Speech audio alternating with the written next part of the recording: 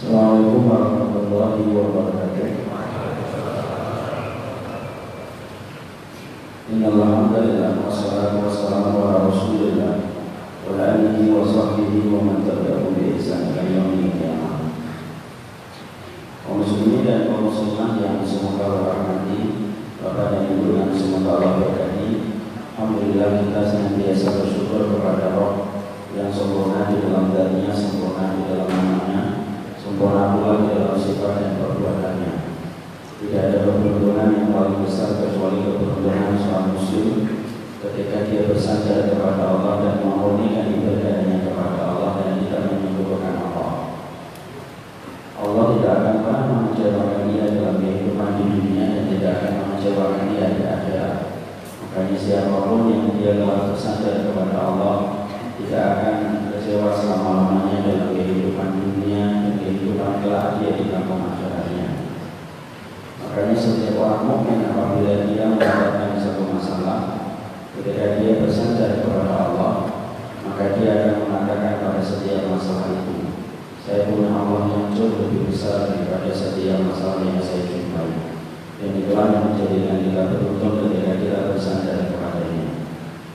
Siapapun yang dia bersandar kepada selain Allah dan mendatangkan tandingan bagi Allah, maka dia tidak akan pernah bahagia dan pasti kecewa berat dalam kehidupan di akhirat. Ada yang bersandar kepada jabatan dan sombong dengan jabatannya dan kekuasaannya, maka cukuplah Fir'aun dan Namrud menjadi cerita pahit serta pilu bagi mereka yang masih menyombongkan jabatan dan kekuasaannya. Siapapun yang menyombongkan dirinya dengan harta, maka sesungguhnya harta itu apabila kita sombongkan, ini kita menuntut air di lautan. Semakin lama semakin frustasi dan sempit dada kita. Siapapun yang dia bersandar kepada benda-benda yang dia keramatkan dengan keyakinan dan asumsi batil bahwasanya benda itu mendatangkan kekuatan selain Allah, maka pasti mati masuk Fatimah kalau tidak bertobat, dan pastinya dia akan celaka dalam urusan akhiratnya. Dan inilah yang menjadikan kita betul-betul bersandar kepada Allah dan yang sempurna dalam segala sesuatu. Kepadanya kita bersyukur atas ibadah yang kita peroleh dan ketaatan yang Allah izinkan dalam kehidupan kita. Kepadanya kita bersyukur dan kepadanya kita menggantungkan segala urusan dalam kehidupan kita, dan semoga Allah tidak meninggalkan kita walaupun sebesar mana. Amin insyaallah. Alhamdulillah pada kesempatan kali ini akhirnya kita bertemu dengan seluruh jamaah di Baitul Ma'mur. Pertemuan subuh karena identik Baitul Ma'mur itu kajian subuh. Saya belum pernah di sini kecuali kajian subuh.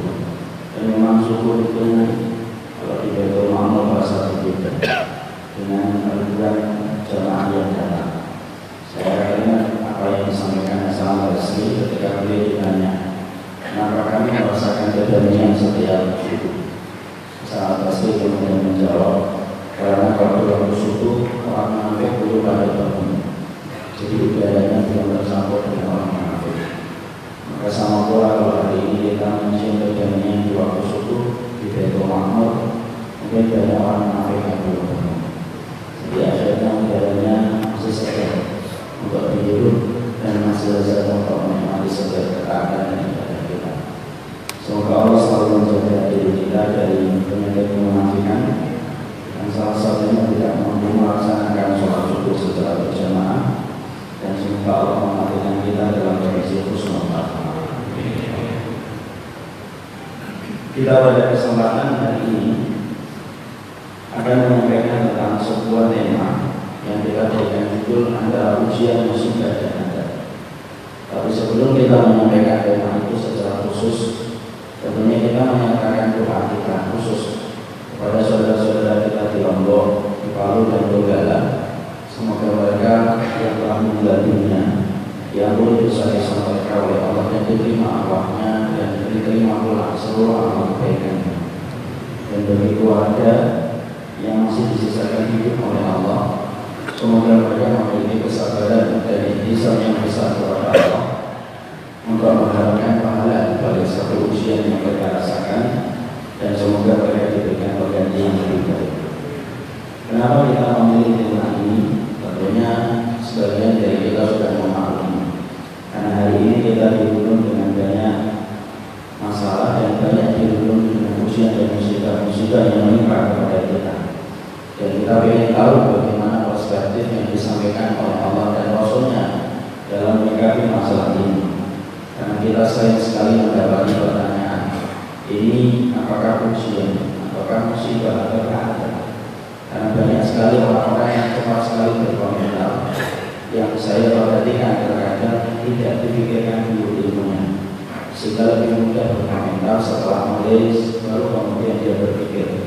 Padahal orang mukmin adalah mereka yang selalu mendahulukan ilmu sebelum dia berkata dan berbuat.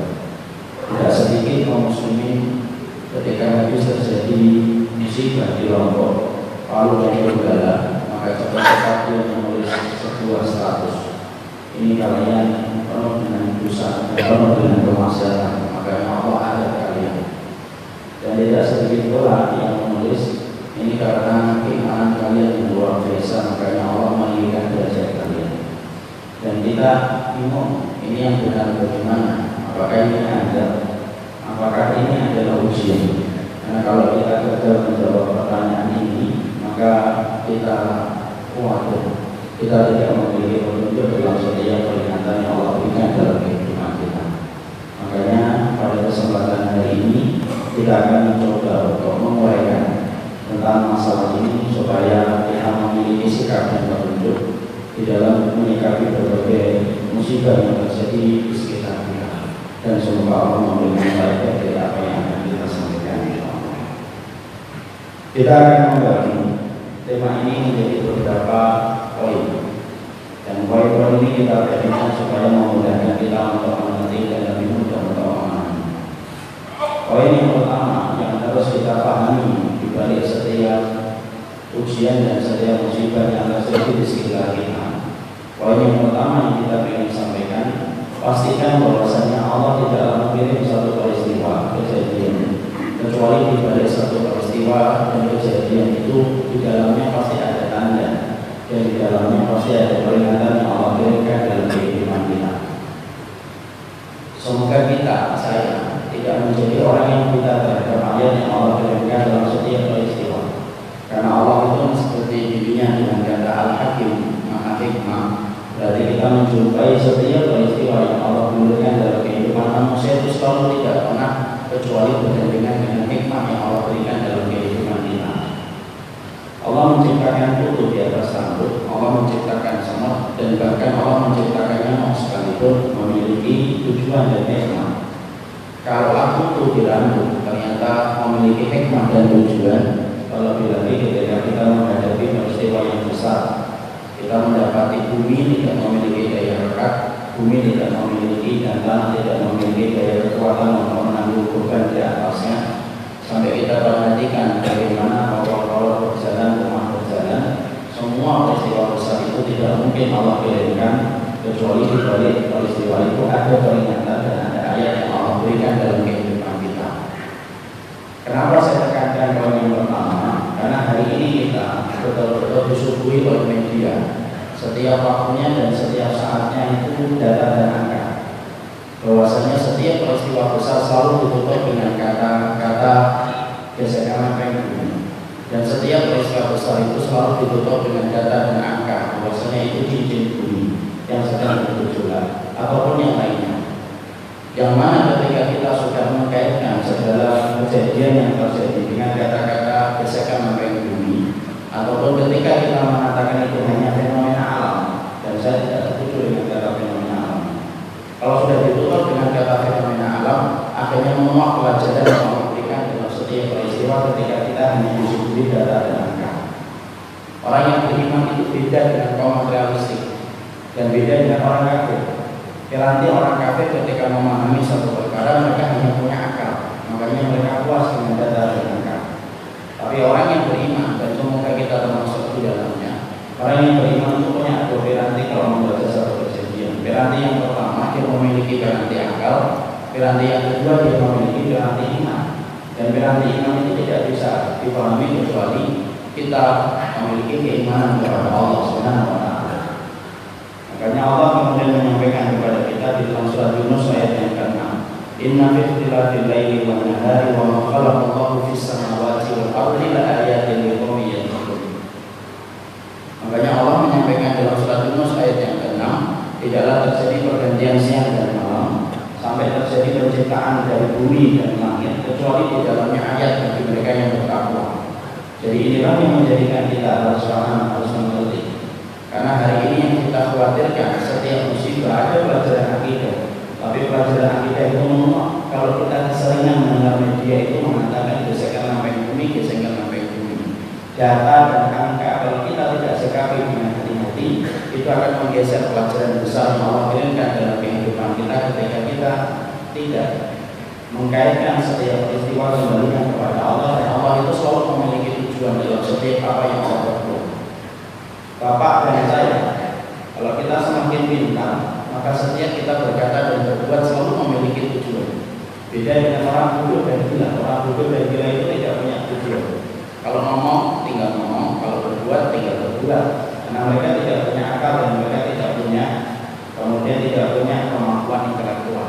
Itu orang bodoh dan itu orang gila. Allah itu zat yang tidak beda dan Allah itu zat yang tidak gila. Subhanallah, nama Yesus Maha Suci Allah terhadap apa yang disifatkan. Kalau Allah itu kita paham, Allah itu tidak bodoh, dan Allah itu kita yakin bahwasanya Allah itu tidak gila, maka kita yakin pula dan kita beriman tidaklah semua kejadian yang berlaku di atas muka bumi ini kecuali pasti ada tujuan ketika Allah mengendalikan itu, dan itulah sesuatu yang harus kita baca. Kita ini kalau punya teman Pak, tidak bisa membaca aksara dan huruf, maka kita sering bertanya dan tidak. Dari sini tidak bisa membaca buta aksara, tapi ternyata ada yang lebih parah daripada orang yang tidak membaca buta, daripada orang yang tidak bisa membaca aksara dan huruf. Orang yang buta terhadap setiap ayat Allah, dan setiap ayat Allah ketika Allah kirimkan dalam kehidupan kita, lupa bisa-bisanya kita hanya puas dengan data dan angka, kemudian berhenti dengan data fenomena alam. Dan itulah pendidikan kita hari ini. Saya masih ingat itu pendidikan SD dan SMP. Dulu ketika kita belajar geografi, kita disuguhi dengan sebuah definisi gempa itu terjadi karena lempengan bumi yang bergerak. Itu pak berhenti dan tidak pernah dilanjutkan oleh para guru kita. Dan hari ini kita sudah mendapati media juga tiap waktu menyampaikan yang semacam itu. Padahal ini merupakan salah satu pendangkalan akidah. Kalau kemudian kita mengaitkan setiap peristiwa dengan data dan angka, layaknya orang kafir ketika mereka beriman kepada data dan angka, maka pelajaran besar yang Allah kirimkan dalam kehidupan kita juga kita ambil menjadi pelajaran. Kalau kemudian kita tidak membaca setiap ayat dari setiap peristiwa yang Allah kirimkan dalam kehidupan kita. Allah itu Al-Hakim. Allah itu Al-Hakim. Allah itu mensifati dirinya adalah Maha Bijaksana, dan salah satu di antara makna itu Allah selalu memiliki hikmah dalam setiap peristiwa.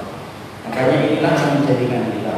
Saya khawatir kalau media memberitakan tiap hari gitu, sesuatu yang telah benar ini, tiap waktu memberitakan semacam itu, lama-lama itu akan menjadi kebenaran. Karena sebuah perkara kebatilan kalau disampaikan secara terus-menerus, maka lama-lama perkara kebatilan itu akan menjadi benar. Dan itulah yang kita khawatirkan. Makanya tolong nanti kita sampaikan dalam pendidikan anak-anak kita. Nah, kejadian di Lombok, kejadian di Palu, kejadian di Donggala, itu bukan ditutup dengan data fenomena alam. Tidak ada fenomena alam. Alam itu tidak punya fenomena. Alam itu ngikutin aturan Allah. Air itu ngikutin aturan Allah dan perintahnya Allah. Mana ada alam itu punya fenomena sendiri. Maka sesungguhnya air itu kalau dikatakan tidak bisa menenggelamkan Musa, tidak bisa menenggelamkan Musa. Ketika alam berupa api tidak bisa membakar Nabi Ibrahim, tidak bisa membakar Ibrahim. Maka sesungguhnya disitulah kita paham semua yang terjadi di alam ini memiliki sebuah ketundukan dan kepatuhan mereka kepada Allah. Fenomena mereka itu taat sama Allah.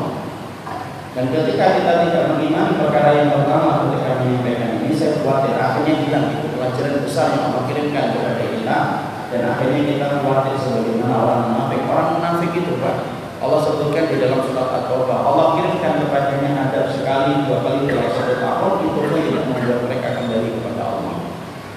Makanya inilah yang menjadikan kita harus mengerti, kalau Allah kirimkan gempa, kalau Allah kirimkan banyak peristiwa, yang dulunya ketika kita di SD, di waktu kecil, tidak pernah menjumpai hal-hal semacam itu dalam waktu kecil kita. Hari ini Allah kirimkan satu persatu, Allah kirimkan itu, dan itu terpampang dalam kehidupan kita. Sampai Allah jadikan banyak orang yang bisa merekam kejadian itu. Karena tidak mungkin kejadian itu bisa direkam kecuali kehendaknya Allah. Ada orang yang berani untuk merekamnya. Di tengah suasana khawatir dan takut yang dirasakan, dia sempat merekam. Sampai rekamannya jatuh ke tangan kita, ada di tangan kita. Semua itu pasti ada pelajaran besar yang Allah kirimkan. Dan semoga kita tidak menjadi orang yang buta membaca setiap ayat yang Allah kirimkan dalam kehidupan manusia. Buta aksara itu sudah bina, jangan ditambah lagi dengan buta ketika membaca ayat Allah. Dan inilah perkara yang pertama. Dan kita betul-betul bahwa media-media yang hari ini berpikiran sekuler dan liberal ini diberikan hidayah oleh Allah, supaya betul-betul mereka tidak menyampaikan sesuatu yang sifatnya itu menjauhkan kaum muslimin terhadap setiap ayat yang Allah berikan dalam setiap kehidupan kita. Dan disitulah kita harus memahami orang yang pintar itu orang yang paham terhadap isyarat yang Allah kirimkan dalam kehidupan kita. Makanya ada kata-kata hikmah dalam bahasa Arab, al-ladhi bi isyarati yafham. Orang pintar itu satu isyarat langsung paham. Ya butuh banyak isyarat-isyarat yang lainnya. Dan jangan sampai kemudian Allah kirimkan peristiwa yang besar semacam itu, kita lihat rumah Pak berjalan, kita lihat tower itu berjalan Pak. Bahkan ada satu kecamatan itu yang hari ini tanahnya itu kalau kita injek itu sampai kemudian bergoyang seakan-akan di bawahnya air.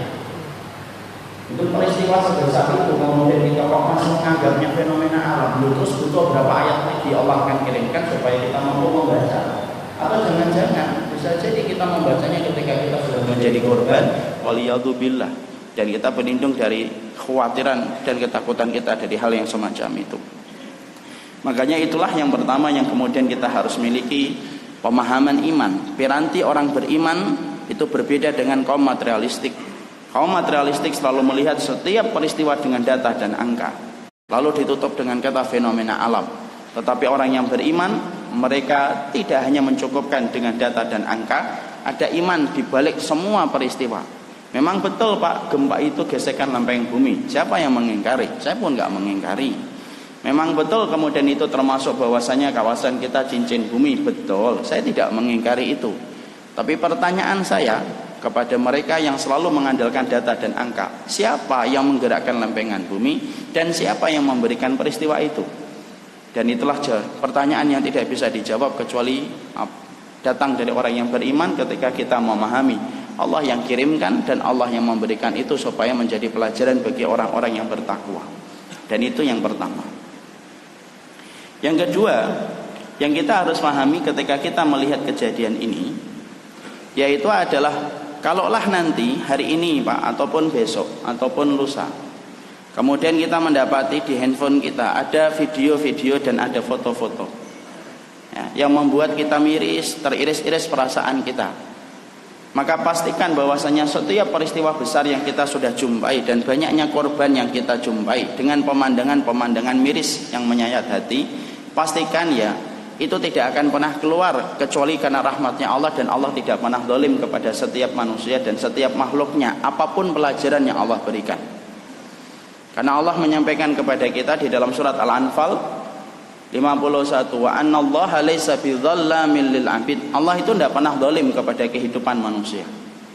Karena bisa jadi Pak, setiap nanti kita melihat foto ataupun kita melihat video, ada satu pemandangan yang membuat hati kita ngilu ketika melihat pemandangan itu. Mungkin ada kucing yang sampai busuk, mungkin kemudian kita melihat ada orang yang sampai perutnya begitu besar, ataupun kemudian kita melihat sebagian tengkoraknya sudah hilang dagingnya. Kalaupun kita nanti melihat semua video dan potongan-potongan yang mengiris hati dalam masalah itu, pastikan ya itu pun tidak pernah keluar dari sifat rahmatnya Allah, dan tidak ada kezaliman dalam peristiwa-peristiwa yang kita lihat itu dan kita jumpai. Karena itu tidak keluar dari sifat adilnya Allah. Kenapa saya sampaikan ini? Karena saya menyampaikan ini karena saya terusik dengan apa yang ditulis sama orang liberal.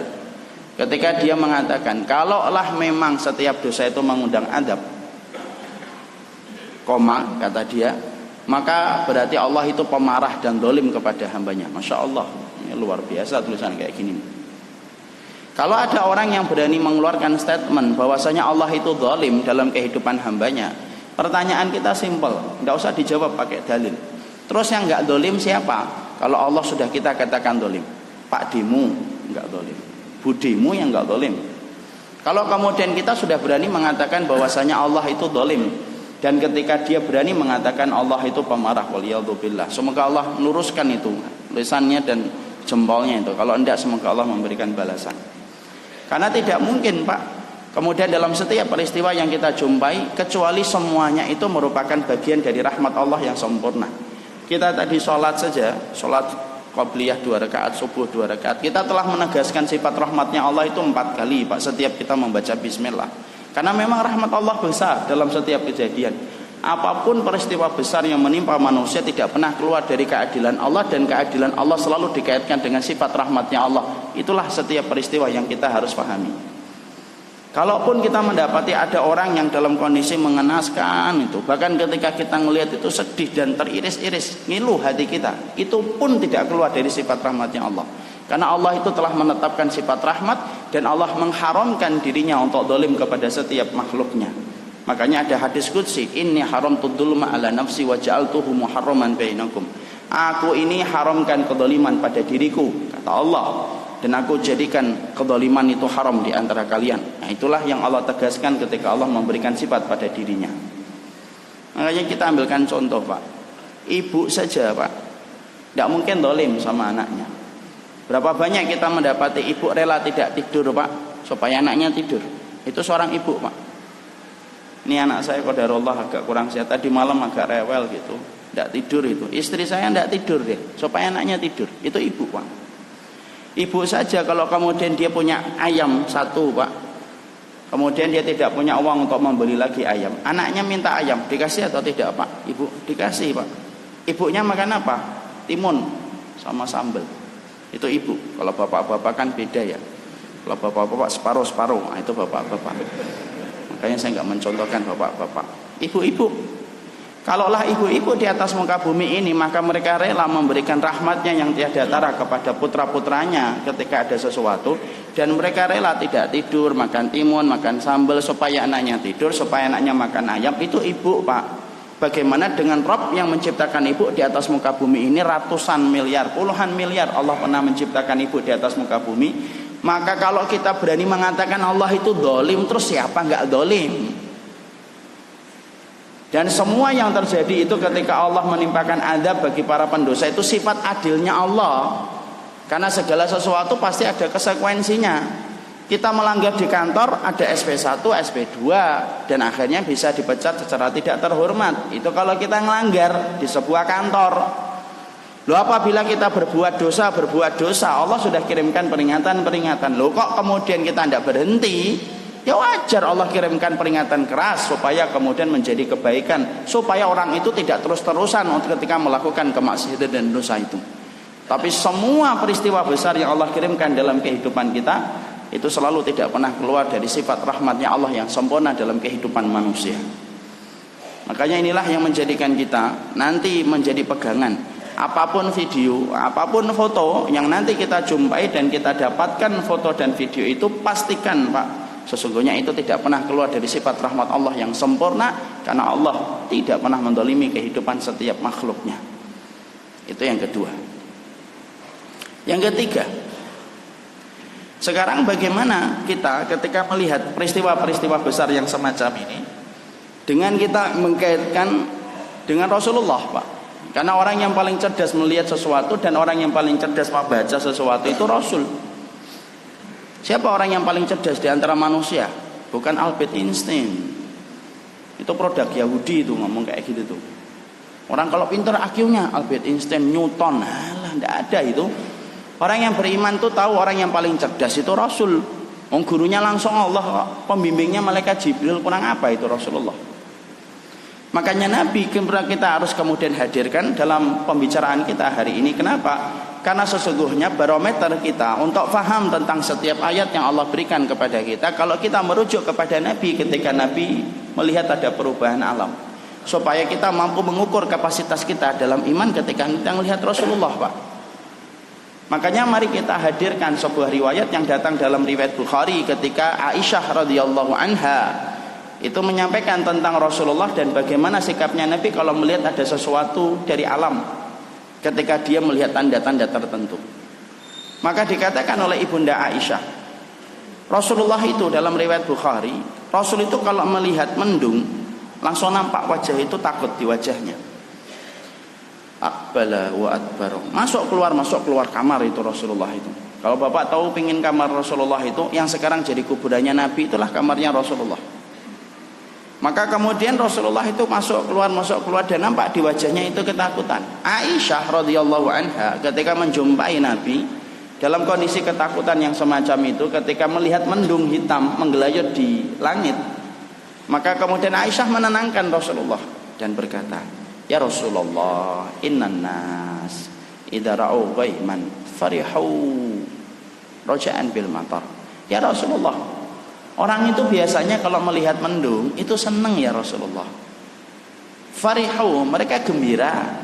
Raja'an bil matar. Kenapa mereka gembira ketika mereka melihat mendung di atas awan itu? Karena mereka mengharapkan air hujan itu turun ya Rasulullah.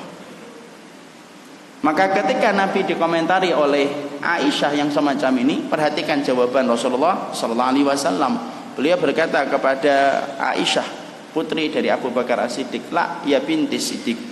Enggak gitu wahai Abu Bakar As-Siddiq, anak putrinya. Apakah setiap mendung pasti berarti hujan? Kata Rasulullah. Apakah setiap mendung itu berarti hujan?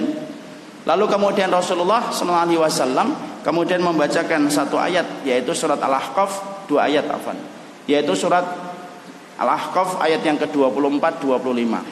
Rasulullah kemudian membacakan ayat Allah, "Falamma ra'awhu 'aridun mustaqbila awdiyatihim qalu hadza 'aridun mumtirna bal huwa masta'jaltum bih rihun fiha adabun alim tudammiru kulla syai'in bi amri rabbiha fa asbahu la yura ila masakinuhum kadzalika nadzil qaumal mujrimin." Rasulullah itu kemudian ngomong, berbicara kepada Ibunda Aisyah radhiyallahu anha, "Wahai Aisyah, apakah setiap mendung itu pasti hujan? Apakah kamu tidak membaca ayat Allah ketika mendung itu dikirimkan kepada kaum Ad?" Tahu kaum Ad, kaumnya Nabi Hud. Ketika mendung itu sudah menggelayut ke langit, maka kaum Ad itu kemudian berkata, "Hadza 'aridum mumtirna." Loh, ini loh hujan, entar lagi dutan itu. Maka dalam satu riwayat itu sampai sebagian kaum Ad itu membuka baju senang, oh bentar lagi hujan.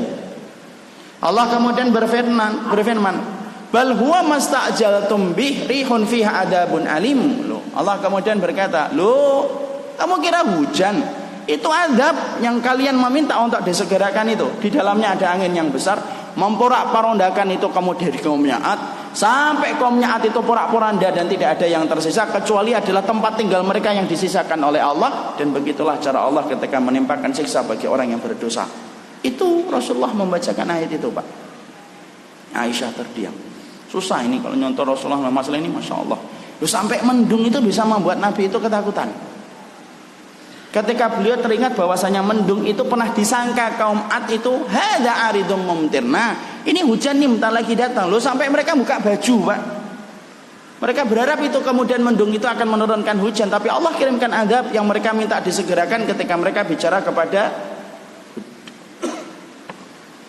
Makanya kalau kita melihat ini, maka kita bisa bayangkan kalau Nabi, Pak, hidup masih sama kita hari ini, kemudian melihat peristiwa di Lombok, di Palu dan Donggala dengan sedemikian dahsyatnya Allah kirimkan itu, dan betul-betul kita hanya melihat video saja sudah merinding ketika kita menyaksikan. Loh, kira-kira Nabi itu kayak apa kalau kemudian melihat itu terpampang nyata di hadapan beliau.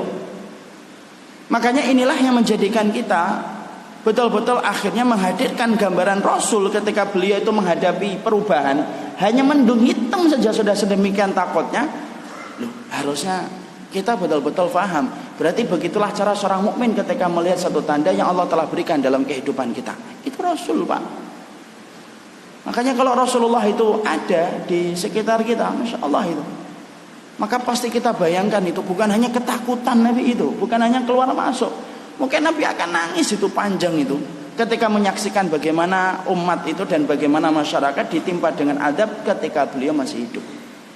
Makanya inilah yang menjadikan kita, kenapa kita harus hadirkan Nabi dalam pembicaraan ketika kita menyampaikan tentang masalah ini, supaya kita paham orang yang paling pintar membaca ayat Allah itu Nabi, Pak. Dan orang yang harusnya paling aman dari adabnya Allah itu siapa? Rasul, Pak. Kalau orang yang harusnya aman dari adabnya Allah itu Nabi dan Rasul, ternyata ketakutan beliau sebesar itu hanya ketika melihat mendung, Pak. Ya berarti ada yang kurang benar dalam hati kita. Kalau kita tidak bisa bersikap sebagaimana sikapnya Nabi, mungkin dosa itu loh yang menjadikan kita tidak bisa ketakutan terhadap apa yang dilihat oleh Nabi.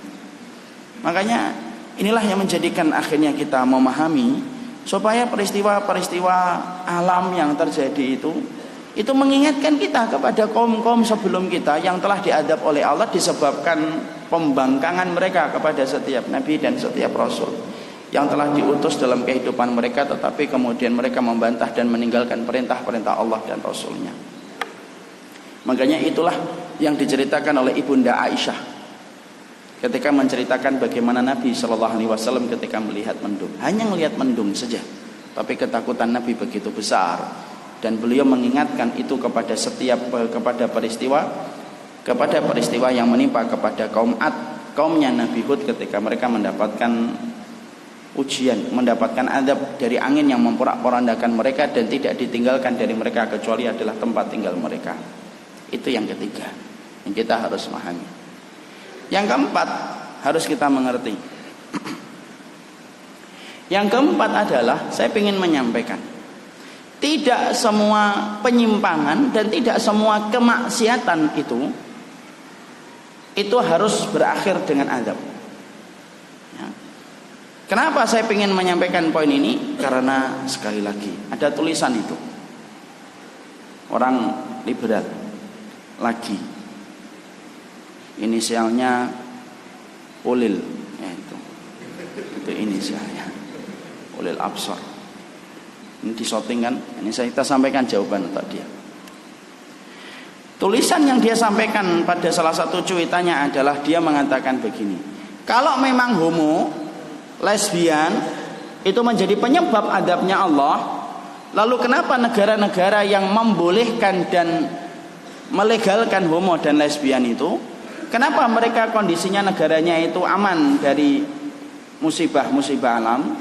Kemudian malah infrastruktur mereka bagus, malah kehidupan per kapita penduduknya itu tinggi, padahal negara itu melegalkan homo dan lesbian. Ini kan pernah baca tulisan ini? Mungkin pernah gregetan? Ya sama gregetan, Pak. Makanya harus dijawab dengan ilmu. Maka kalau kemudian kita mendapati ada orang yang ngomong gini, disitulah kita menjawabnya dulu dengan poin yang penting. Tidak semua kemaksiatan dan tidak semua dosa itu langsung dibalas oleh Allah dengan azab.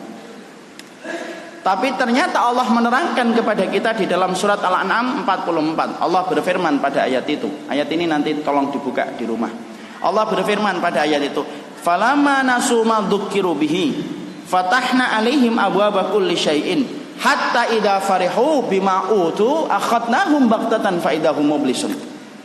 Allah berfirman pada ayat ini, kalau kami dapati manusia itu sudah lupa, lupa dia, peringatan yang kami berikan, Allah itu ternyata tidak mengadab.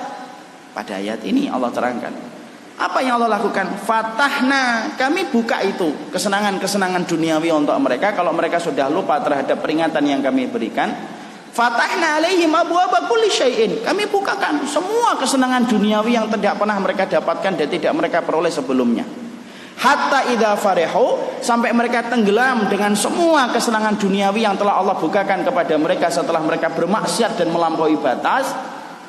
Maka ketika mereka sudah hatta idza farihu, sampai ketika mereka sudah lupa terhadap peringatan dan bersenang-senang terhadap kesenangan duniawi, akhadnahum baghtatan, maka kami ambil nyawa mereka tiba-tiba, fa idahum mublisun, maka kemudian mereka terhenyak balik kepada Allah. Ini Pak, jawabannya di sini nih, ayat ini nih. Dalam skala yang kecil Pak, kita belum menyampaikan skala yang besar. Dalam skala kecil ini loh jawaban Pak. Kalau kita sering bertanya, Ustadz, kenapa ya ada tukang bakso habis pulang dari dukun baksonya laku keras? Padahal ada teman saya jualan bakso, orangnya solih, baksonya nggak laku-laku. Bukan karena Allah ridho sama orang yang datang ke dukun Pak. Itu jawabannya. Fatahna. Ada orang yang kadang-kadang bermaksiat, melakukan dosa, durhaka sama Allah, itu Allah tidak timpakan azab. tapi justru Allah bukakan kesenangan duniawi untuk mereka. Kenapa? Supaya amnesia dia terhadap kemaksiatan yang dia lakukan, lupa kalau yang dilakukan itu dosa. Allah ulur waktunya, Allah kemudian senangkan dia di dunia dengan kemaksiatan itu, sampai kesenangan duniawi tidak menjadikan dia evaluasi atas kesalahan yang dia lakukan. Maka ketika dia sudah senang-senang, dicabut nyawanya dan dia balik kepada Allah dalam kondisi terhina. Para ulama salaf ngomong takhirul adab as-sabab fi dhi'fil adab. Artinya takhirul adab, orang Allah itu kalau sampai mengakhirkan adab bagi satu kaum, padahal kaum itu sudah melampaui batas ketika bermaksiat kepada Allah, takhirul adab as-sabab. Takhirul adab itu sebab fi dhi'fil adab. Maka Allah itu akan menimpakan 2 kali adab bagi mereka itu di akhirat. Dan itu jauh lebih berat. Jadi ini jawaban dari pertanyaan kita. Kalau kita sering bertanya, kenapa ya ada teman saya sukanya bohong, tidak pernah dzikir pagi, tidak pernah tahajud, tidak pernah sholat, seringnya zina, booking perempuan, tapi rezekinya lancar aja, jualan apa saja laku gitu loh. Kadang-kadang belum dipasang iklan di internet sudah laku gitu. Adapun ada teman kita solih betul, dzikir pagi, dzikir petang gitu, rajin sedekah gitu, jualan apa saja itu sampai 6 bulan iklannya tidak ada yang nelpon dia. Maka jawabannya di sini, Pak. Itu dalam skala yang kecil.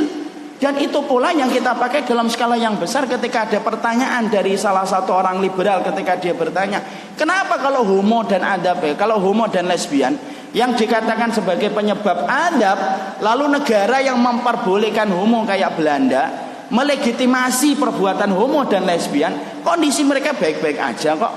Lupa dia. Ketika dia membaca Al-Quran, dia melompati ayat 44 surat Al-An'am. Makanya kalau ada teman kita ngomong, tidak usahlah beragama itu ekstrim-ekstrim banget, saya biasa-biasa aja, jarang sholat aja rezekinya lancar kok. Kalau ketemu orang kayak gini ruqyah, Pak, dengan surat Al-An'am 44 ini. Karena itu yang justru mengkhawatirkan, Pak. Kadang-kadang kita mendapati ada perempuan gitu pakai rok mini, di atas lututnya jalan gitu, dicari itu sama laki-laki, penasaran dengan nomor WA-nya, dicari. Kadang-kadang ada perempuan yang berhijab syar'i, malah kemudian ada yang penasaran dan tidak ingin untuk menjadikan dia menjadi bagian hidupnya. Ini jawabannya di sini. Makanya ini pula yang kita lihat kepada negara-negara yang hari ini mungkin tingkat maksiatnya jauh lebih parah dari tempat kita, mungkin dosanya jauh lebih banyak daripada kita. Tapi kenapa Allah tidak menimpakan adab kepada mereka atas semua dosa yang telah mereka lakukan? Maka pastikan jawabannya di sini ketika Allah mengakhirkan. Kenapa Allah mengakhirkan? Justru karena Allah benci betul kepada mereka. Ditakhir supaya Allah memiliki alasan untuk mengadab mereka 2 kali lipat dalam kehidupan nanti di akhirat. Dan itu yang kita khawatirkan tuh kayak gitu, Pak. Makanya kan kita ambilkan contoh yang paling gampang. Nah, contohnya yang paling mudah itu, Bapak kalau punya teman 2 orang, yang satu minum khamr, itu kalau minum khamr baru 2 teguk mabuk dia, muntah-muntah 2 ember. Ada teman kita yang satunya itu kalau minum sampai 10 botol tidak mabuk, Pak. Mana yang bahaya, Pak? Mana yang bahaya, Pak?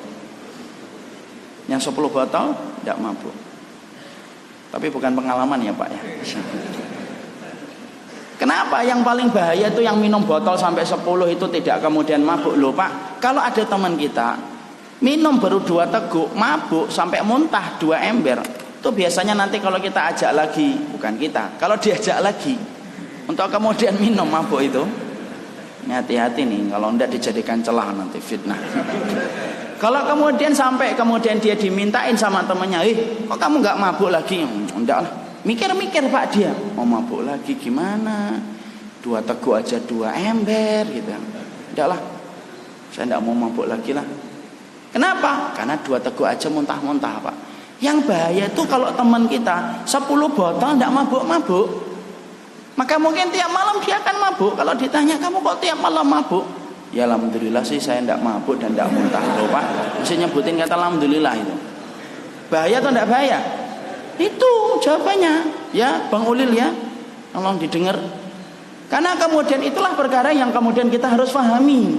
Jangan suka untuk kemudian membuat pemikiran umat itu sesat gitu loh. Seakan-akan bahwasanya homo dan lesbian itu tidak apa-apa kok. Mau negara-negara yang memperbolehkan aja tidak apa-apa kok. Donald Trump memperbolehkan itu homo dan lesbian. Negaranya baik-baik aja, semakin besar semakin kuat. Orang kalau sudah tidak punya iman kepada Allah dan hari akhir, Pak, selalu melihat sesuatu itu dengan fisik mata dia. Makanya orang dulu kalau menentang adabnya Nabi, menentang kemudian para Rasul, mereka minta, mana adabnya? Tolong disegerakan. Kenapa saya benarkan kayak gini? Karena saya sayang sama beliau supaya ngerti itu loh. Hal semacam itu tidak boleh untuk dikeluarkan itu. Makanya inilah yang menjadikan kita memahami betul.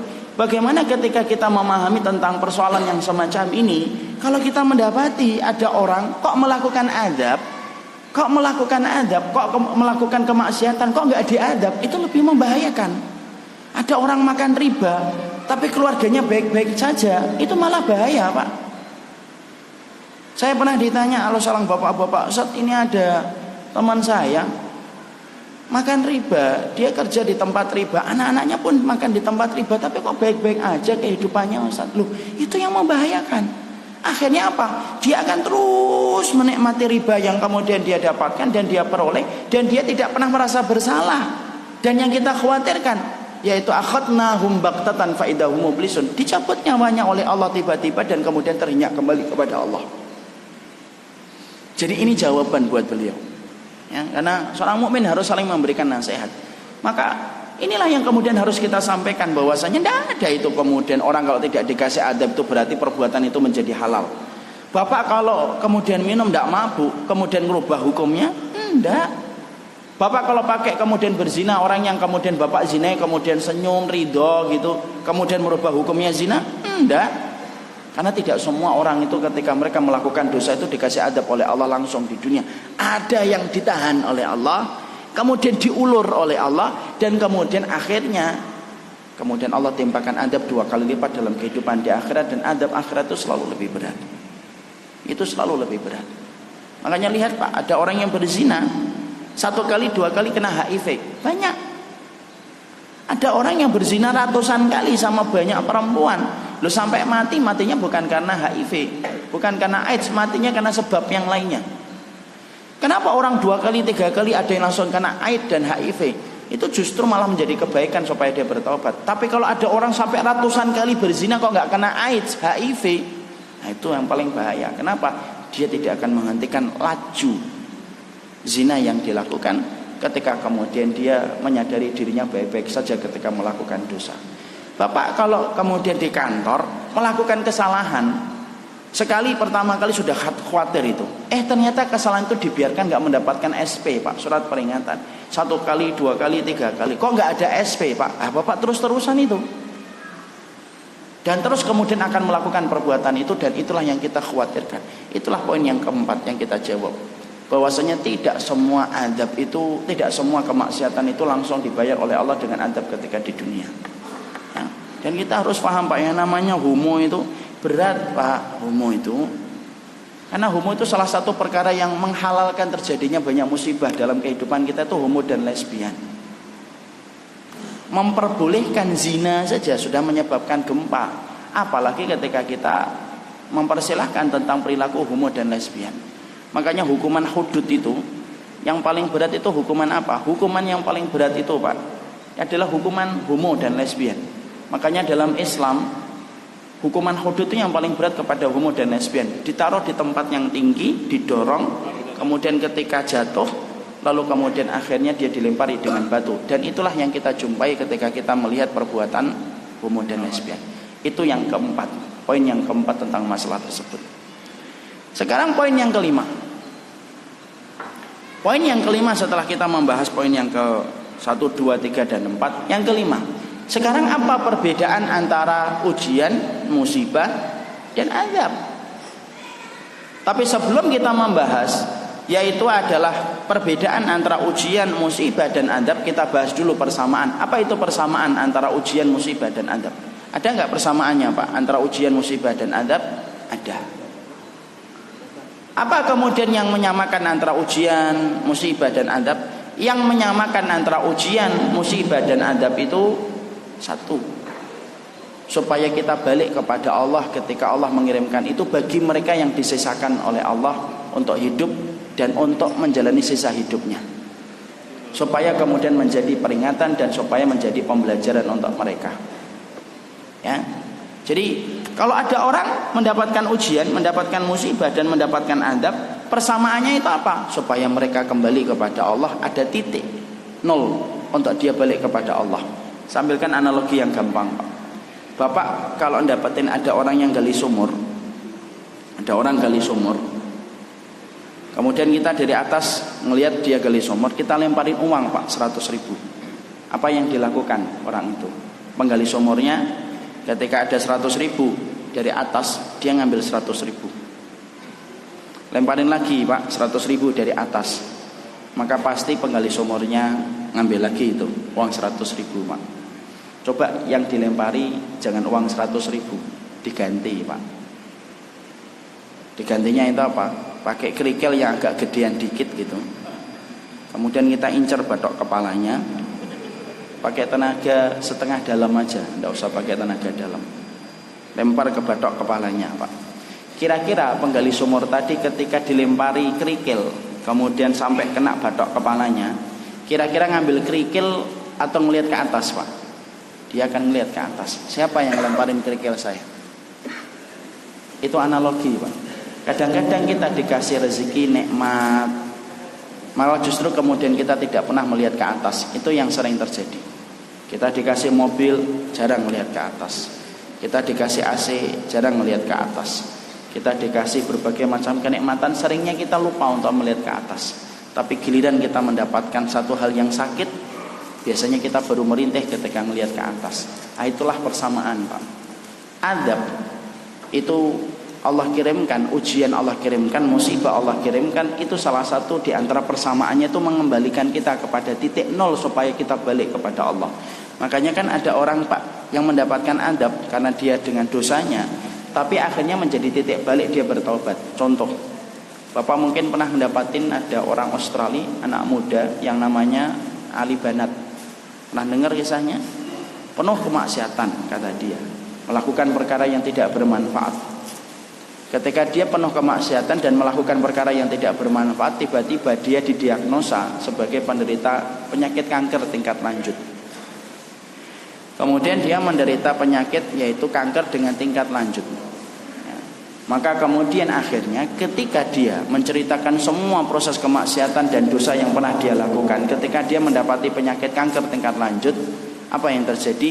Dia rubah orientasi hidupnya, dia rubah kiblat hidupnya, dan dia rubah, yaitu adalah tujuan hidupnya yang asalnya bermaksiat, membeli barang yang mahal sampai ratusan juta untuk membeli pakaian, sampai miliaran membeli mobil, dia jual semuanya, investasinya dia alihkan untuk ke Afrika. Dan akhirnya beliau mengkhidmahkan waktunya untuk sosial di Afrika. Beliau meninggal tahun ini, Pak, Ramadan hari Selasa, dalam kondisi setelah dia menghibahkan seluruh investasinya untuk seluruh kaum muslimin di Afrika. Itu, Pak, yang dinamakan adab musibah, persamaannya mengembalikan kita kepada Allah. Ada enggak orang ketika dia menderita penyakit HIV karena zinanya, tapi setelah dia menderita penyakit itu akhirnya dia bertobat? Banyak. Ada tidak orang yang terkena penyakit kanker akhirnya menjadikan dia balik ketika dulunya sebelum menderita kanker dia banyak dosanya? Banyak, Pak. Padahal kita tahu ya, kalau Allah itu mendapati orang bermaksiat, salah satunya Allah akan kirimkan adab. Tapi adab itu tidak langsung menjadikan dia binasa dan mati, masih disisakan hidup. Tetapi itu memiliki tujuan supaya dia balik kepada Allah. Itulah persamaan antara ujian, musibah dan adab. Sekarang kita membahas apa perbedaan antara ujian, musibah dan adab. Maka kemudian para ulama lalu menyampaikan bedanya antara ujian, musibah dan adab. Bedanya itu apa? Maka sesungguhnya ujian dan musibah itu hampir mirip, Pak, dan kita pisah dari adab.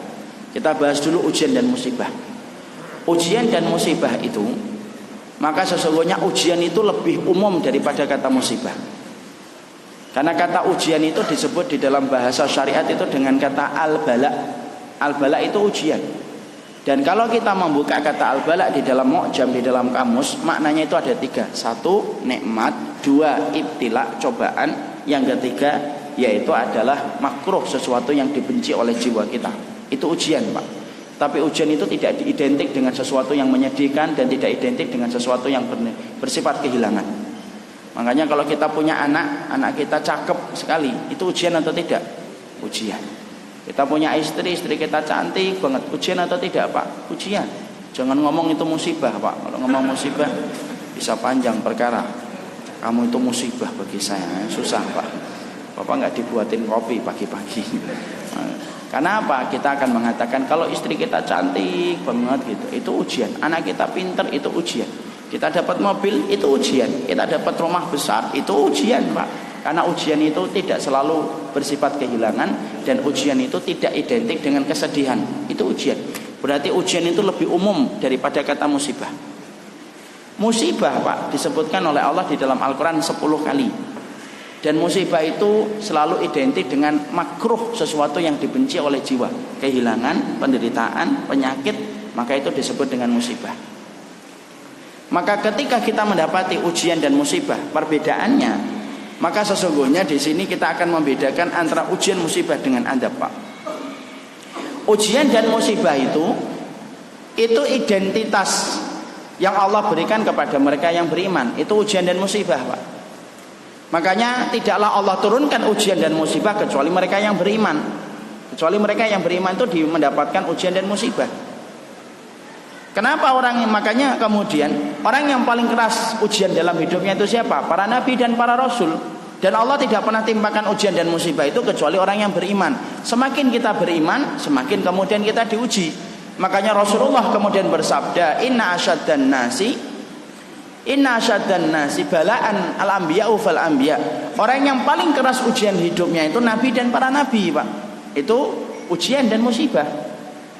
Dan ingat, setiap kita semakin beriman, semakin besar ujiannya. Tapi ingat, pertolongan Allah lebih besar daripada ujian yang Allah berikan. Makanya orang yang beriman, Pak, ujiannya bertubi-tubi, tapi ternyata masih bisa tersenyum di balik setiap ujian yang Allah kirimkan untuk mereka. Kenapa? Karena pertolongan Allah itu lebih besar daripada ujian. Jangan sampai salah paham ini. Ada orang yang tanya nanti misalnya, Ustaz, orang yang beriman itu ujiannya berat. Iya. Ya sudahlah Ustaz, saya tidak usah beriman banget. Loh, orang beriman ujiannya berat, tapi pertolongan Allah lebih besar daripada ujian. Beda dengan orang yang tidak beriman. Orang kalau tidak beriman, Pak, ujiannya ringan, tapi tidak ada pertolongan. Makanya perhatikan orang-orang yang tidak punya iman. Ujiannya itu paling-paling apa sih? Putus cinta, mati bunuh diri, Pak. Makanya orang yang paling banyak mati bunuh diri di mana? Di Palestina? Enggak. Orang yang paling banyak mati bunuh diri di Suriah? Enggak, Pak. Padahal kehidupan mereka berat puluhan kali lipat daripada kehidupan kita.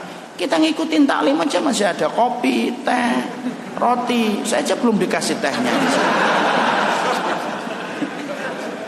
Kalau di Suriah dan di Palestina itu susah keadaannya, Pak. Tapi pernah Bapak mendengar gitu berita gitu, diberitakan satu keluarga di Palestina, tepatnya di Yerusalem tepi barat, dia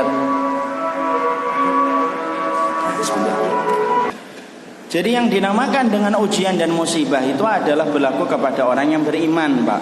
Makanya orang kalau tidak memiliki iman, ujiannya sedikit tetapi tidak ada pertolongan Allah. Makanya negara dengan tingkat mati bunuh diri bukan terjadi di Palestina, bukan terjadi di Suriah, tapi justru di Jepang, di Korea. Maka justru mati bunuh diri mereka tinggi. Kenapa? Karena mereka tidak memiliki keimanan. Jadi setiap masalah yang mereka hadapi, mereka pandang kematian itu solusi, Pak. Padahal kalau Bapak lihat Korea itu 2/3 wilayahnya aja sudah wifi, Pak. Kalau kita nyari wifi kan biasanya ke warung dulu, restoran, minum es teh manis, minta password. Itu kalau di Korea itu 2/3-nya itu sudah kemudian wifi, Pak. Tapi mereka hanya hidung bengkok dikit, stres. Kulit gelap dikit, bingung. Badan agak kemudian gembul dikit, stres gitu. Kenapa mereka disibukkan dalam masalah yang kecil-kecil semacam itu? Karena mereka tidak punya iman. Makanya ujian dan musibah itu berlaku kepada orang yang beriman. Kenapa Allah kirimkan orang yang beriman itu ujian dan musibah, Ustaz? Loh Pak, kalau kita nggak dikirimkan ujian dan musibah ketika kita beriman kepada Allah, loh kita nanti terkena penyakit wahan. Wahan itu apa? Hubbud dunya wa karahiyatul mau, cinta dunia dan takut mati, Pak. Kalau kita nggak dikocok oleh Allah hidup kita kayak gini, akhirnya kita ini terlalu cinta sama dunia, Pak. Kalau sudah cinta sama dunia, malas balik pulang, Pak. Makanya kenapa Allah timpakan ujian bagi orang beriman itu terus menerus? Salah satu hikmahnya supaya saya, Bapak, kalau mendapatkan ujian itu datang terus dalam kehidupan kita, supaya kita paham dunia itu bukan tempat tinggal, tapi tempat kita untuk meninggal. Makanya akhirnya ketika kita diuji, akhirnya kita paham tempat kita untuk menikmati semua kesenangan hidup itu nanti ketika kita di surga. Itu Pak hikmahnya ketika Allah uji orang beriman. Makanya kalau kita tidak beriman, akhirnya cinta kepada dunia. Dunia itu penjara, Pak. Yang namanya penjara memang tidak enak. Ujiannya banyak. Bapak kalau lihat di penjara di Cipinang misalkan enak, ada wifi-nya misal. Kemudian ada layanan antar jemput makanan. Kemudian kasurnya empuk. Orang nggak mau Pak keluar dari penjara. Kalau divonis 5 tahun, dia ngomong 10 tahun bisa nggak game gitu. Karena kemudian terlalu enak, Pak. Makanya kenapa Allah jadikan dunia bagi orang mukmin itu tidak terlalu enak, supaya kemudian kita di balik setiap ujian itu ngerti baliknya kita kepada Allah, yaitu ketika kita pulang ke negeri akhirat. Itu Pak yang dinamakan dengan ujian dan musibah. Dan ujian dan musibah itu perkara yang nanti kita minta, Pak, sebenarnya nanti di akhirat. Makanya kita mendapati hadis Rasulullah SAW, Nabi itu sampai mengatakan Allah nanti ketika menghisap manusia, Allah itu bagi manusia itu jadi 2, Pak. Ada yang pertama namanya ahlul musibah, yang kedua ahlul afiyah. Ini saya pinjem. Ahlul musibah ini siapa? Orang beriman yang di dalam hidupnya itu banyak musibah dan ujiannya, namanya ahlul musibah. Yang kedua ahlul afiyah. Siapa ini Ustaz? Yang jarang diuji oleh Allah ketika di dunia.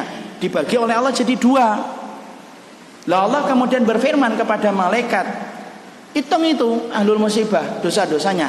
Ini Pak ahlul musibah dihitung dulu, Pak. Para malaikat segera balik kepada Allah dan berkata, ya Allah, ahlul musibah sudah kami hitung, sudah kami hisap, dosanya tinggal dikit. Loh kenapa? Karena sudah dirontokkan dengan ujian yang mereka lewati dengan keikhlasan dan ketulusan. Allah kemudian berfirman, tuhum salasan. Kalau begitu kasih mereka 3. 1 khairan, 2 afiyah, 3 manzilah. Kata Allah, kasih mereka itu 3. 1 khairan, kebaikan, artinya kasih mereka surga. 2 afiyah, kasih mereka itu kekuatan. Kenapa? Kalau kita diuji, Pak, kekuatan separuh kita hilang, Pak, diganti sama Allah cash dan kontan di akhirat. Kasih mereka afiyah di akhirat itu. Dan yang ketiga, kasih mereka manzilah. Manzilah itu kedudukan yang tinggi banget, Pak. Loh sampai kemudian ahlul afiyah ketika melihat tingginya ahlul musibah ketika ditinggikan di surga, sampai mereka mendongakkan kepala mereka dan mereka kagum dengan kedudukan ahlul musibah ketika mereka mendapatkan balasan dari Allah. Bapak tahu apa yang dikatakan ahlul afiyah?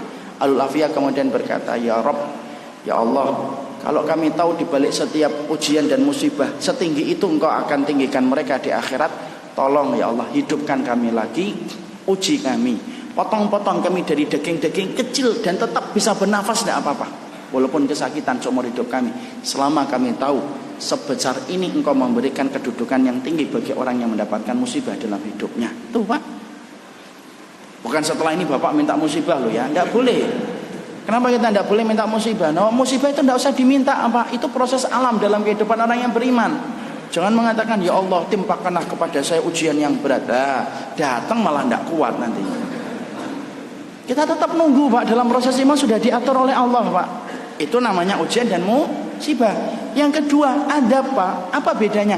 Adab itu tidaklah disebut kata adab berulang-ulang di dalam Al-Quran, kecuali maknanya itu apa? Siksaan yang pedih, itu adab. Kepada siapa adab itu kemudian diberikan oleh Allah? Kepada mereka yang kafir dan berbuat dosa. Dan ingat, Pak, kalau disebut kata adab supaya kita merinding ketakutan, kita harus pahami. Ada salah satu syekh saya yang dulu cerita, Allah itu tidak pernah merasakan perih, Allah tidak pernah merasakan sakit, Pak. Tapi Allah bisa mengatakan adabku pedih dan perih. Itu berarti Bapak dan saya bisa bayangkan seperti apa adab yang Allah berikan kepada orang ketika nanti di akhirat dan di dunia. Saya ambilkan contoh yang gampang. Kalau bapak mendengar saya dipukul, saya berkata sakit, jangan langsung percaya pak, karena sakitnya manusia itu relatif. Orang yang tidak pernah dipukul, sekalinya dipukul akan mengatakan sakit. Perempuan dipukul sakit, padahal kalau kita yang dipukul kayak gitu, kita tidak sakit pak. Saya yang dipukul itu beda kalau Habib yang dipukul. Tahu Habib ya? Habib itu kalau dipukul mungkin dia tidak mengatakan sakit karena sudah terbiasa dipukul. Tapi beda kalau semacam Habib dan Mike Tyson yang kuat semacam itu dan didaulat hari ini menjadi orang yang kuat di atas muka bumi kayak Mike Tyson dulu. Kok sampai Mike Tyson bilang sakit ketika dipukul dia? Berarti pukulan dia itu betul-betul menyakitkan pak. Itu analogi pak. Kalau yang ngomong sakit saya bapak, itu relatif pak. Tapi kalau yang ngomong adabku itu pedih, Allah pak, zat yang tidak pernah merasakan sakit, zat yang tidak pernah merasakan perih. Loh sekeras apa itu adabnya Allah? Wong Allah itu tidak pernah merasakan sakit. Nah, itu adab pak. Dan adab itu Allah berikan kepada siapa? Orang kafir dan orang yang berdosa. Makanya kalau kita sudah ngerti antara ujian dan musibah dan adab, berarti kemudian kita alihkan pandangan kita kepada di Lombok, di Poso, di Lombok, di Palu dan di Donggala. Bisa jadi pak ada dua orang diketemukan oleh relawan. Ketika mendapati dua orang yang semacam ini, dia ketemukan dalam kondisi yang betul-betul menyedihkan. Bisa jadi yang satu itu ujian, yang satu itu adab. Kenapa? Karena yang satu mungkin orang solih, yang satu mungkin orang yang berdosa. Ada nggak kejadian di Palu dan Donggala pak orang yang solih pak yang meninggal dunia? Ada atau tidak pak? Ada. Ada yang adzan belum selesai sudah diomongin, gempa. Adzan dulu belum selesai. Lo belum selesai kemudian menimpa, dia tertimpa dengan bangunan meninggal dunia. Ada santriwati kan yang kita lihat kisah nyatanya itu santriwati hafal 30 juz pak. Kalau bapak kan 3 surat yang terakhir, ini 30 juz. 30 juz dia hafal itu. Kemudian ketika terjadi gempa di pondoknya, teman-temannya sudah bilang gempa keluar bentar, saya nyari dulu jilbab sama cadar. Lo belum sempat dia dapetin jilbabnya cadarnya, kemudian bangunan sudah menimpa dia. Solih atau tidak solih? Solih. Insya Allah secara dohirnya solih dan insya Allah batinnya juga. Maka kalau ada orang solih pak, ketika kemudian gempa dan tsunami itu datang, kalau boleh kita ilustrasikan. Ketika pertama kali dia tersapu dengan sapuan gelombang yang begitu besar, dia tidak bisa untuk menahan dirinya dari tsunami yang begitu besar. Sampai dia naik turun, kemudian dipermainkan dalam tanda kutip oleh air itu. Hitam pak, karena sudah bercampur dengan tanah dan lumpur. Dia tidak bisa nafas pak. Lumpur masuk ke matanya, lumpur masuk kemudian ke hidungnya. Kalau boleh kita ilustrasikan kan gitu ketika tsunami datang. Lalu kemudian dia tidak bisa nafas pak. Setiap nafas dia negu air sampai lumpur itu masuk ke paru-parunya, sampai tidak bisa lagi kesakitan pak. Namanya paru-paru diisi dengan lumpur. Dia kesakitan itu belum dihantam dengan tembok, dihantam dengan kemudian kayu yang di dalamnya ada paku yang sangat banyak. Ngantem dia berkali-kali dengan deburan ombak itu. Kalau dia orang solih pak, rasa sakit yang dia dapatkan dari awal dia disapu dengan gelombang sampai dia meregang nyawa, maka itu penggugur dosa kalau dia orang yang beriman kepada Allah. Dan itu menggugurkan separuh dosanya pak. Mana dalilnya Ustaz? Ma yusibal muslim min wasabin wala nasabin wala hammin wala adha wala syaukatu yushaquha fil ardi illa kafarallahu bihi khatayahu. Tidak ada seorang muslim yang mendapatkan penderitaan, kesedihan, kegundahan sampai rasa sakit yang dia terima kecuali itu menggugurkan dosanya. Itu bisa jadi yang satu lagi yang ditemukan oleh relawan, kemudian bisa jadi dia sebelumnya mungkin pelaku homo, mungkin. Kita mendapati ada berita di Palu itu 1 pekan atau 2 pekan sebelumnya, ada yang melaporkan ada grup yang diisi oleh para homo dan lesbian itu sudah mencapai 1000 member. Entah benar atau tidak, tapi kalaupun itu benar, bisa jadi ada orang yang ketika disapu oleh gelombang dia melakukan perbuatan zina, mungkin dia melakukan perbuatan yang melampaui batas pak. Sampai ketika dia disapu dengan gelombang, sampai dia diterbangkan oleh gelombang itu, tidak bisa nafas, paru-paru kemudian penuh dengan lumpur, kemudian dihantam dengan tembok yang terseret oleh kemudian gelombang itu, sampai akhirnya dia mati. Semua rasa sakit yang dia rasakan dari pertama kali disapu dengan gelombang, ketika hidupnya bermaksiat dan tidak bertobat, itu adab pak. Itu adab. Belum lagi adab yang akan dia rasakan nanti ketika meninggal dunia. Makanya tidak bisa. Kemudian dihukumi satu pun langsung buru-buru mengatakan ini gara-gara dosa kalian. Betul. Tapi apakah semuanya? Belum tentu. Tapi juga tidak bisa kemudian mengatakan ini iman kalian ditinggikan.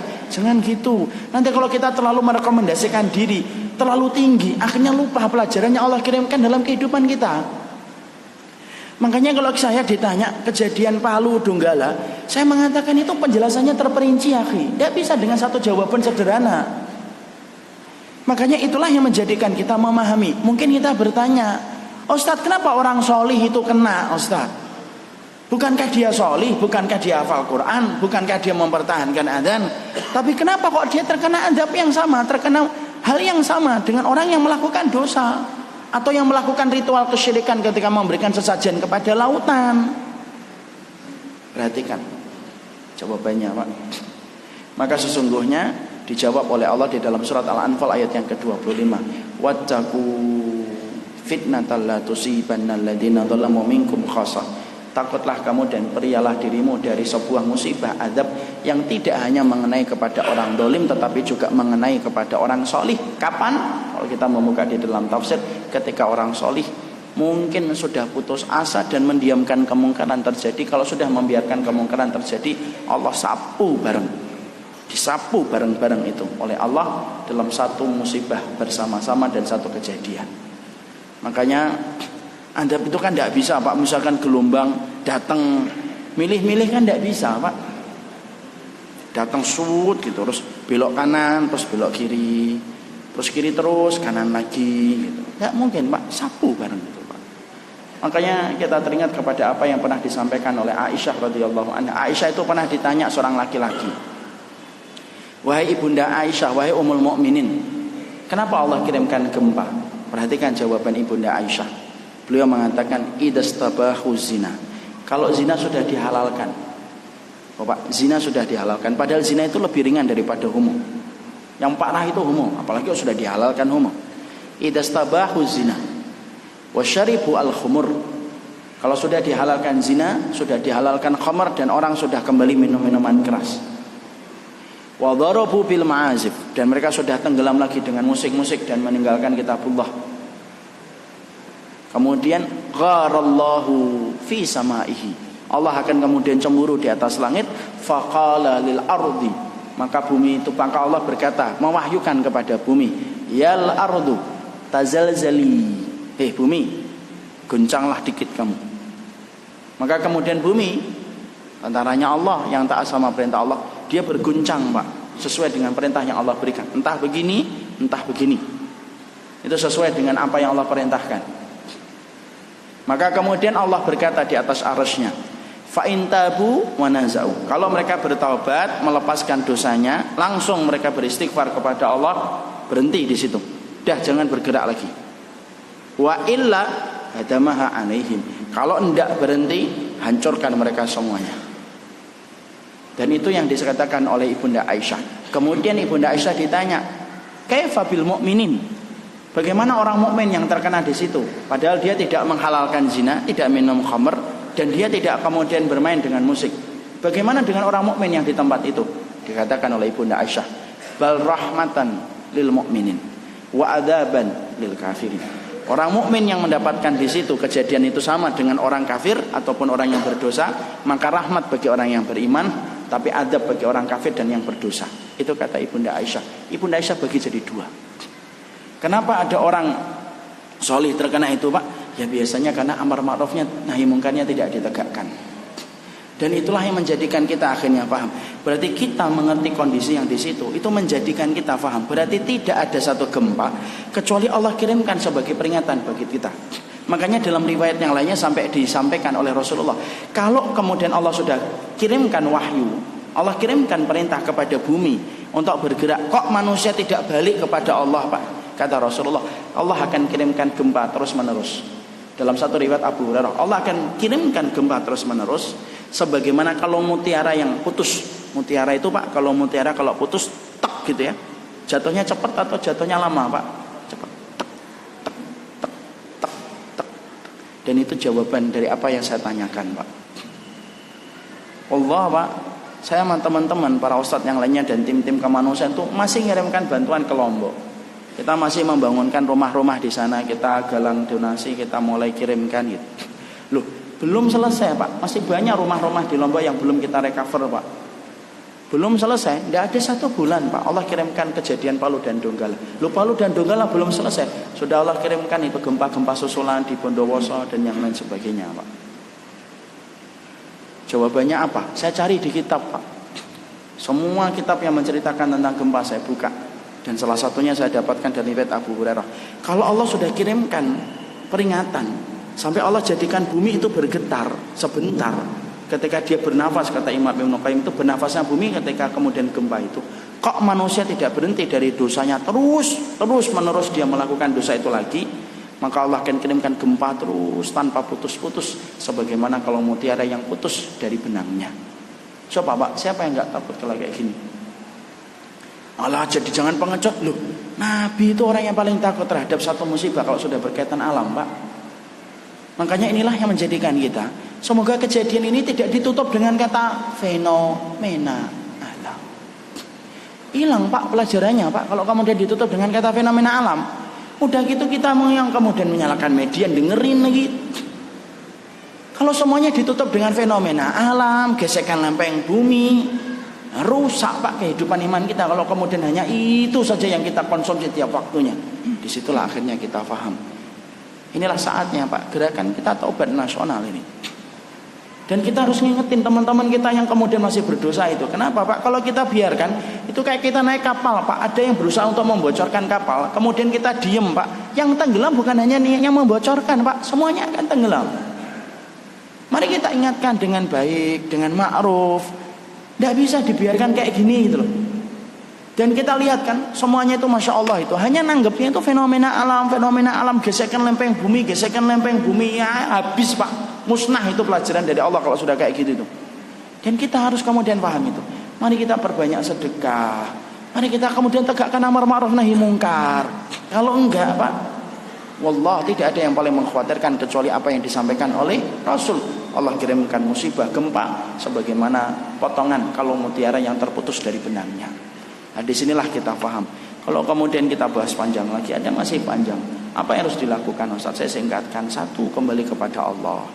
Taubat, memperbanyak istighfar kita Pak. Wa ma kana Allahu mu'adzibahum. Dan Allah tidak mengadab satu kaum selama mereka beristighfar kepada Allah.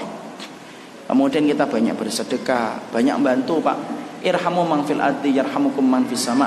Rahmati orang di atas muka bumi, kamu akan dirahmati orang yang ada di atas langit. Kamu akan dirahmati makhluk yang di atas langit. Kemudian kita lakukan itu sembari kita meninggalkan kesyirikan. Kita pahami zina harus kita haramkan. Zina itu memang penyebab banyak hal Pak.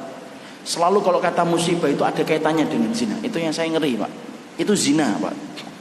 Makanya kalau sudah bicara zina, Imam Syafi'i itu sampai ketakutan itu. Imam Syafi'i itu kalau sudah bicara zina Pak, wajahnya itu berubah merah dia. Sampai dia berkata tikus di tempat orang yang berzina itu, sampai tikus saja mendapatkan laknat. Makanya sampai kata-kata orang Arab dulu itu apa? Azina dainun wa qadauhu fi ahlihi. Sampai kemudian saking besarnya zina itu, sampai kemudian orang dulu itu mengatakan apa? Zina itu utang Pak, yang akan dibayar melalui keturunan-keturunannya kalau dia tidak lekas bertaubat kepada Allah. Tidak ada air yang paling najis kecuali airnya seorang laki-laki yang tumpah pada rahimnya seorang wanita yang belum halal. Dan tidak ada rahim yang paling kotor dan paling menjijikkan kecuali rahimnya wanita yang ditumpahi dengan airnya seorang laki-laki sebelum terjadinya ijab qabul. Belum lagi homo Pak. Homo itu paling berat. Homo itu tidak diperintahkan bertobat langsung Pak. Homo itu dibawa ke tempat yang tinggi, didorong dia dari belakang, ketika jatuh dilempari dengan batu. Kenapa homo hukumannya semacam itu? Meniru kepada Allah. Ketika Allah melumat bangsa Lut Pak, ditinggikan itu oleh malaikat sampai terdengar suara lolongan anjingnya ketakutan. Terus dibalik oleh Allah, dibalik oleh malaikat, dilemparkan ke bawah, dilempari dengan batu. Itu semuanya merupakan penyebab-penyebab Allah mengirimkan banyak ayat bagi orang yang beriman. Orang yang tidak beriman tidak membaca apa-apa, tapi bagi orang yang beriman dia membaca banyak pelajaran. Inilah yang menjadikan kita memahami antara musibah, ujian, dan adab.